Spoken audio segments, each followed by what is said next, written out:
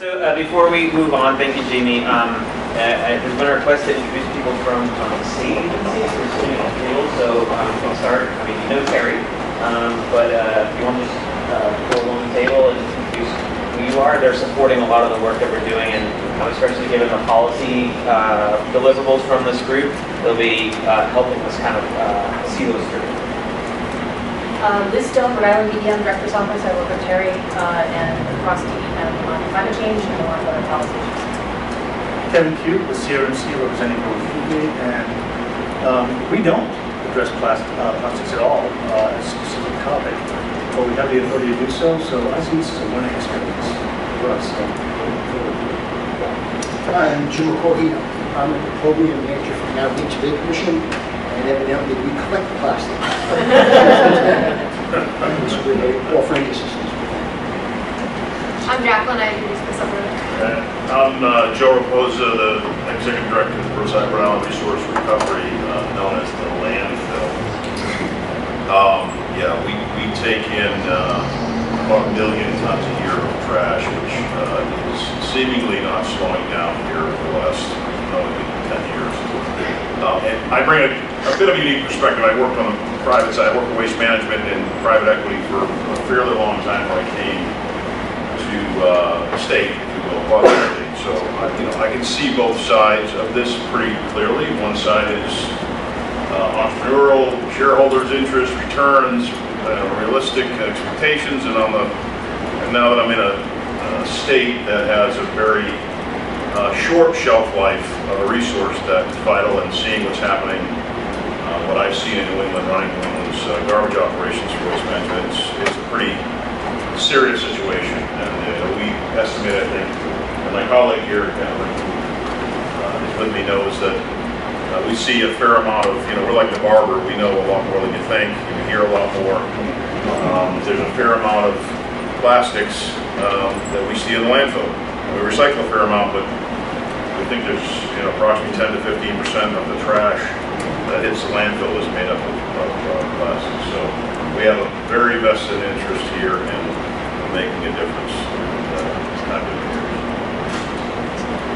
So just two more things quickly before we wrap up for the day. This is kind of just like our intro meeting. We'll get to the sausage making in our next several meetings, but we're just going to do a brief discussion of the guiding principles of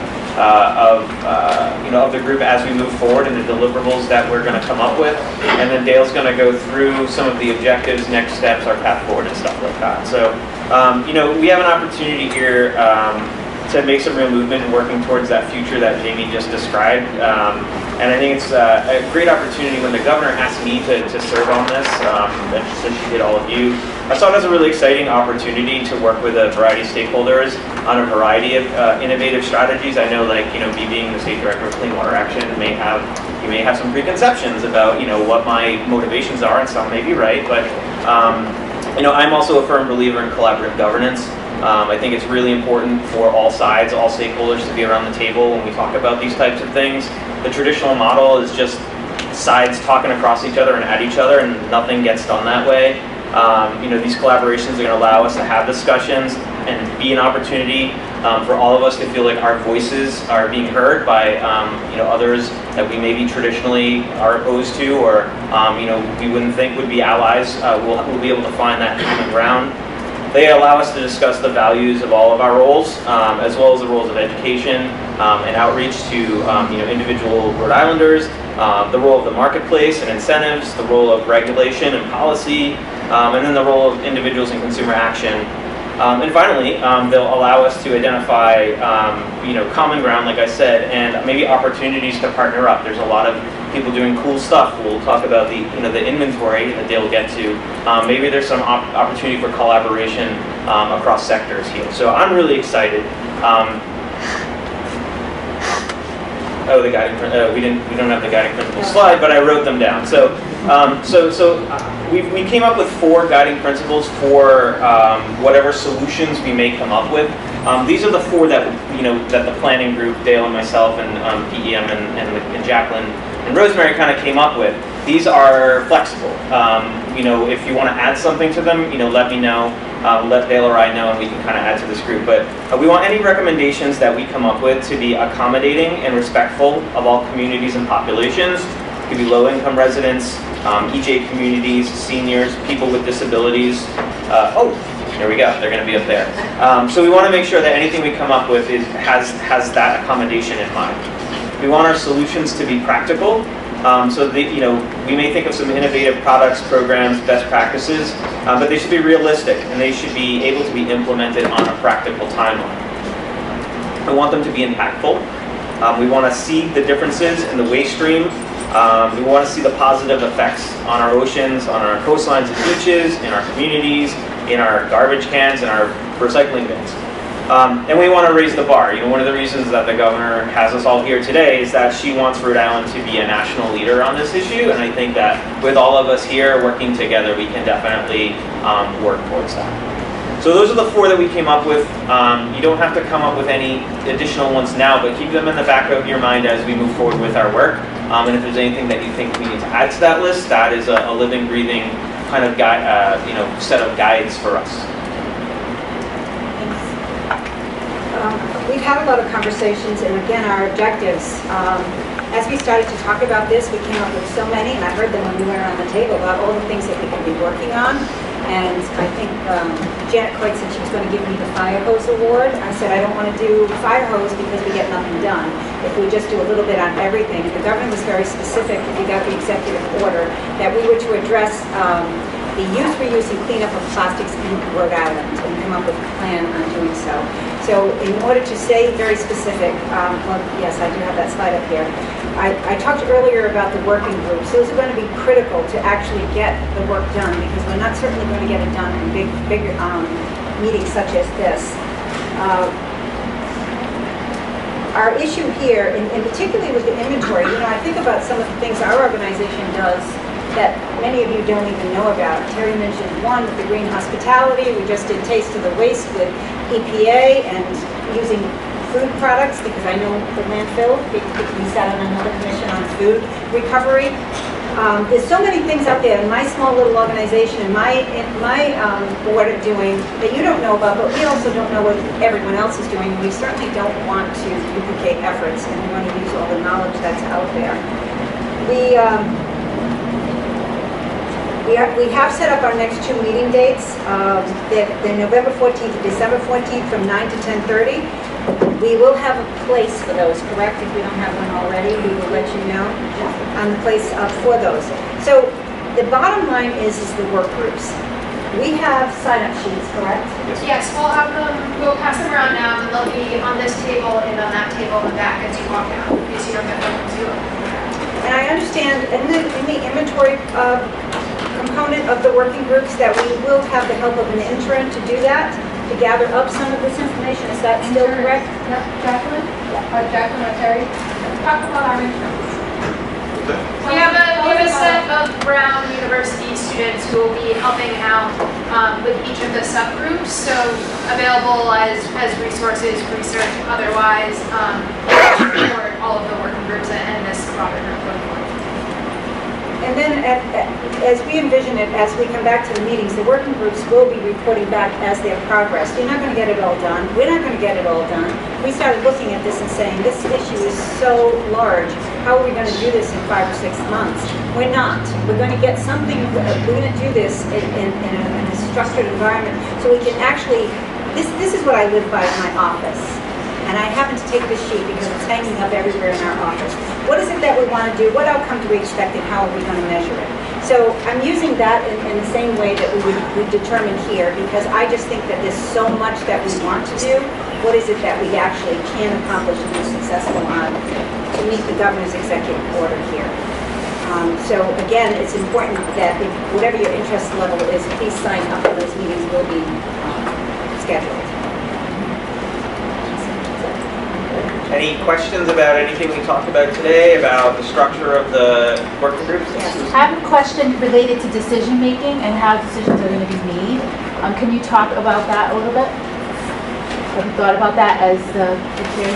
I don't think that we've talked about how the specific work groups will work, and I think maybe that is something that we can all come up with. I mean, we don't want to be prescriptive when it comes to that. The only thing we were really prescriptive about was the table tents because we want to make sure it's not a cacophony. But as far as our decision making and how we move forward, I think that's a group norm that we can choose to adopt. So maybe that's a thing that we can talk about at our next meeting. We'll do that. So that's a great question. And it also would be going back to the governor's office for her approval and the team's approval to make sure that we're on target to what her original executive order requested.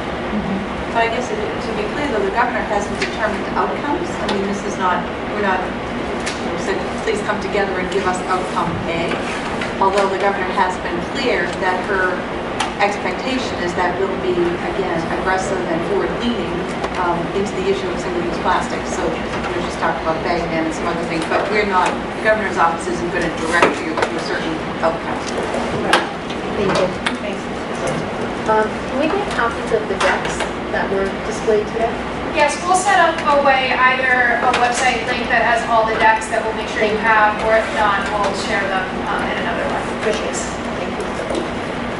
And the last thing is that you can still be in a work group if you're not around the table. So if you want to engage and you're sitting around, please do sign up. You're welcome and encouraged to be part of this.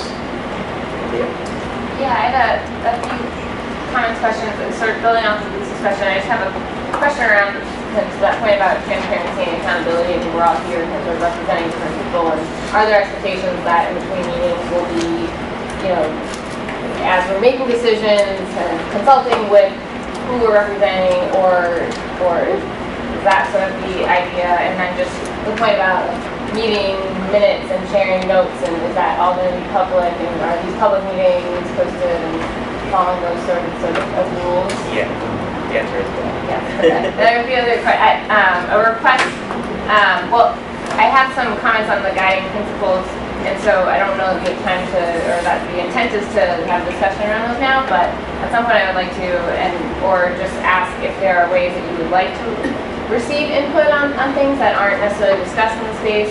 Should we be directing that as a group, or to the chairs, or how would you like to? Probably Jacqueline should be receiving anything to just put it out.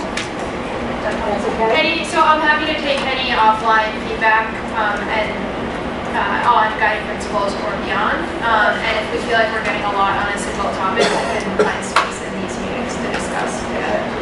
And the last thing on that point too as well is I found a lot in working these sorts of groups to offer time at the end of the meeting to just do plus delta in terms of what we really liked about this conversation, how it was structured, and like maybe suggestions for ways that collectively, now that it's a larger group and we're going to be working together, what ways might we want things, if we do want anything to be different for the meetings going forward. Thank you. Yeah, and I think that's great, and we'll take the feedback that we receive from everybody, or that Jacqueline receives, and that can be how we start our next meeting. Talk about how we make decisions, we can talk about moving forward, how we want to, maybe wrap up everything. But it's meant to be collaborative. Everyone is welcome to share their input, feedback with Jacqueline, and then we'll all kind of go through it and go from there. Can I just add one thing to Lia's comment on the Open Meetings Act? All the commission meetings are going to be Open Meetings Act compliant. Work groups, we haven't really talked about that, but a lot of times they don't have to be subject to the same exact standards with respect to posting and minutes and all that. They're working dialogues. We just have to figure out exactly how that's going to work.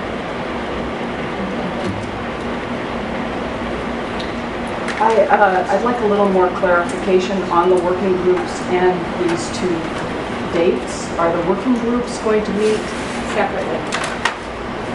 on different dates? Correct. Okay. All right. And These would be the full group meetings, November 14th and December 14th, but in between, once we determine what interest level is, they'll be set up separately. thank you. Yeah, there'll be communication about all of that stuff. A lot to do in a short period of time. I know. And there was, there's a reason that there was a lot of these norms weren't established, and it's because we want to develop them collaboratively. It's not just us dictating. We came up with a couple, but if there's other, obviously other things or suggestions that you want to do, we can definitely entertain this as a group. Great.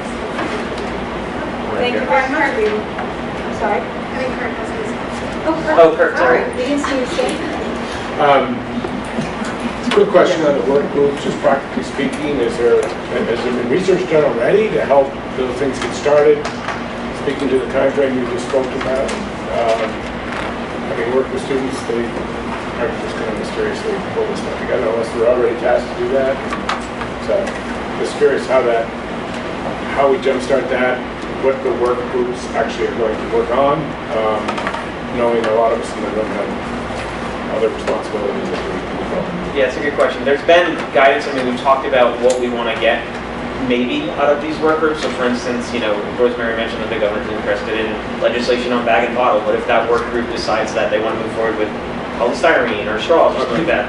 Appreciate that, but are there going to be proposals of other tapping some of the expertise? Yeah. There's research that's been done. There's research that will be done, and then we'll also have interns to help with that stuff as well.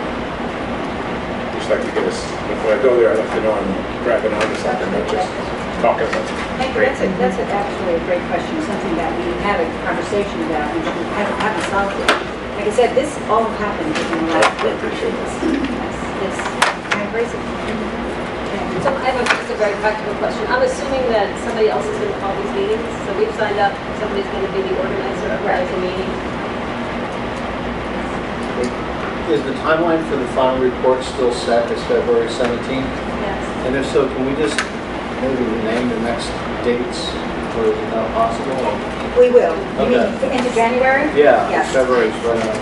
It is, Yeah. correct. Okay. Thank you. And we've talked a little bit about the hope that there's going to be some legislation coming out of this group. So we maybe we'll have to talk about how we align legislation and legislative session. So we'll be working on that too.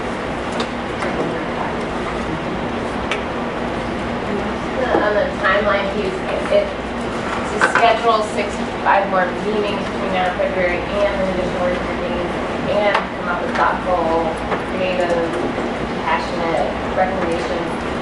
That's a huge challenge given, we all have jobs and other responsibilities on our plate. So I just want to flag that as a concern, and I hope collectively this group, feels that we need more time. I hope that's a possibility. Thank you for that, because as I spoke earlier, I was very concerned about coming up with 10 different items. If we stay focused, we do that immediate item. But let this live on, so we can come up with some short-term and some long-term solutions to whatever we determine, because we cannot do this in 5 months. I mean, be realistic about solving the world's problems. I don't see it happening. We've been very conscious of that on just a few calls that we've had since we've been assigned to school chair. 2 calls we've had. So we're jumping in just as you are, and I really appreciate your acknowledgement. Well, thank you very much. We'll see you on the 14th and be in touch with you before then as we determine who would like to sit on each work group. Can I actually do a quick next up? I see you picking up the name cards. If you actually leave those, we'll collect them and make sure they get to your next meeting. Like there's no chance. And you can eye out for an email with more specific, with the document and the extra links to sign up. Thank you very much.